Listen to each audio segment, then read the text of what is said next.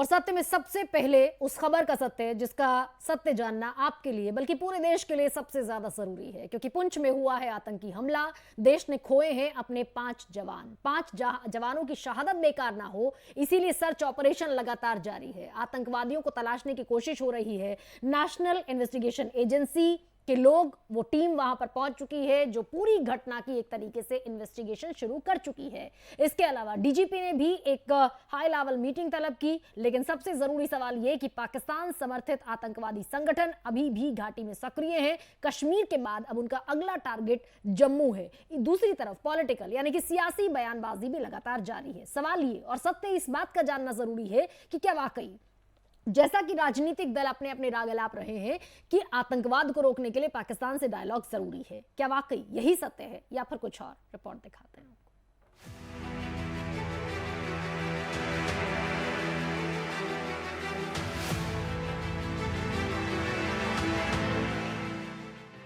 घाटी में एक बार फिर आतंकियों ने कायराना हरकत को अंजाम दिया है। जम्मू कश्मीर के पुंछ जिले में भीमबर गली से संगयोट जाते समय सेना की गाड़ी पर आतंकी हमला हुआ, जिसके बाद उसमें आग लगने से सेना के 5 जवान शहीद हो गए।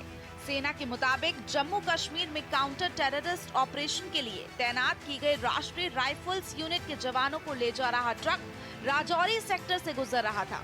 जवान ट्रक में राशन और ईंधन ले जा रहे थे, जिस पर आतंकियों ने गोलाबारी की और ग्रेनेड से भी हमला कर दिया, जिसमें 5 जवान शहीद हो गए।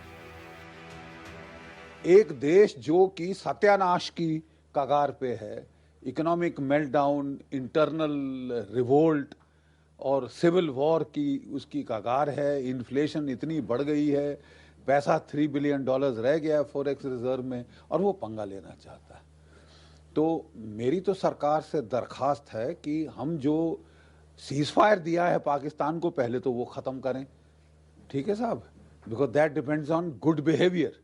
और उसके अलावा जो कि हाँ, हम अपने ही क्षेत्र में रिएक्टिव कॉन्सिक्वेंस मैनेजमेंट के काम करेंगे। हमको बिल्कुल वही करना चाहिए जो हमने उड़ी के बाद किया, जो हमने पुलवामा के बाद किया। बालाकोट स्ट्राइक हुई, उड़ी सर्जिकल स्ट्राइक हुई और पाकिस्तान ठंडा पड़ गया था। आतंकी संगठन जैश समर्थित PAFF यानी पीपल्स एंटी फास्टिस्ट फ्रंट ने इस हमले की जिम्मेदारी ली है। इलाके में बारिश हो रही थी, जिसमें कम विजिबिलिटी का फायदा उठाते हुए आतंकी हमले को अंजाम दिया गया। शहीद जवानों की पहचान सेना की राष्ट्रीय राइफल्स यूनिट के हवलदार मनदीप सिंह, लॉस नायक देबाशीष बसवाल, लॉस नायक कुलवंत सिंह, सिपाही हरकिशन सिंह और सिपाही सेवक सिंह के रूप में हुई है। 90% जो है पहाड़ी इलाका है और थिक फॉरेस्ट से कवर किया हुआ है। तो इसका मतलब ये है कि कोई भी आतंकवादी आकर वहाँ पर छुप सकता है और छुप के एम्बुश करके वो ये कार्रवाई, ऐसी कार्रवाई कर सकता है। लेकिन आपने सुना होगा इस रोड के ऊपर कई सालों से कोई हमला नहीं हुआ किसी आतंकवादी का। अगर हमला हुआ तो गाँव में हुआ है या किसी पोस्ट पर हुआ है, लेकिन कॉन्वॉय के ऊपर हमला नहीं हुआ, क्योंकि कॉन्वॉय तक पहुंचने के लिए उनको कई पहले ही न्यूट्रलाइज हो जाते हैं आतंकवादी। लेकिन ऐसा होता है कि कुछ आतंकवादी इस इलाकों में, जंगलों में छुपे हुए हैं और जब उनको मौका लगता है तो वो ऐसा अटैक करते हैं। इस बार भी ऐसा ही हुआ है।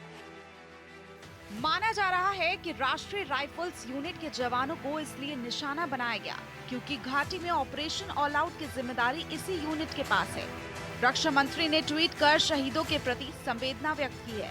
वहीं नौशेरा से बीजेपी विधायक रविंदर रैना ने कहा है कि इस कायराना हरकत का अंजाम भुगतने की धमकी दी है। इन कायर पाकिस्तानी आतंकवादियों ने बहुत बड़ा पाप किया है, बहुत बड़ा अपराध किया है, जिसकी भारी कीमत इन कायर पाकिस्तानी आतंकवादियों को चुकानी पड़ेगी।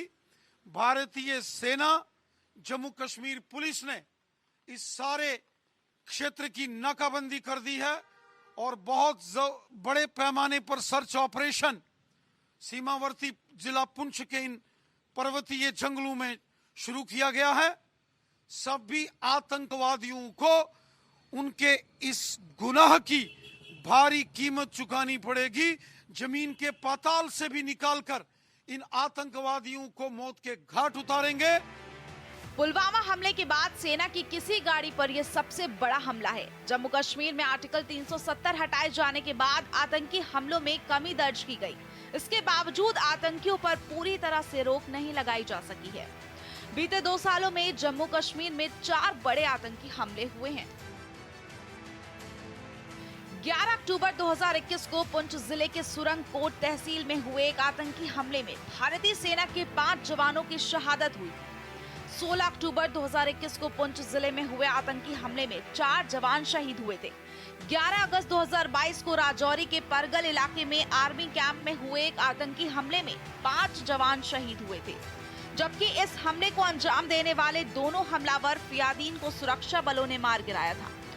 वहीं 1 जनवरी 2023 को राजौरी के डांगरी में हुए एक आतंकी हमले में हिंदू समुदाय के 7 लोगों को आतंकियों ने मौत के घाट उतार दिया था।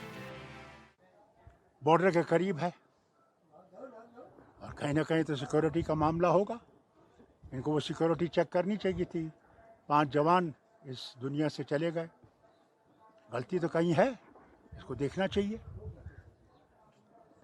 मैं तो यही कहूँगा, जो गवर्नमेंट ऑफ इंडिया कहती है कि सुधर गया है, इसीलिए तो इलेक्शन होने चाहिए, मगर खुदा जाने कब करेंगे। घाटी में आतंकियों की इस कायराना हरकत पर कहा जा रहा है कि सूबे में 22 से 24 मई तक होने वाली G20 की बैठक से पड़ोसी मुल्क पाकिस्तान बौखलाया हुआ है। उसको हजम नहीं हो रहा कि भारत अंतर्राष्ट्रीय स्तर पर किसी बैठक का प्रतिनिधित्व कर रहा है और उसकी बैठक श्रीनगर में हो रही है। सेना की एक रिपोर्ट के मुताबिक कुछ दिन पहले ही पाकिस्तान के आर्मी चीफ बॉर्डर इलाकों के दौरे पर थे। Bureau report, Bharat express.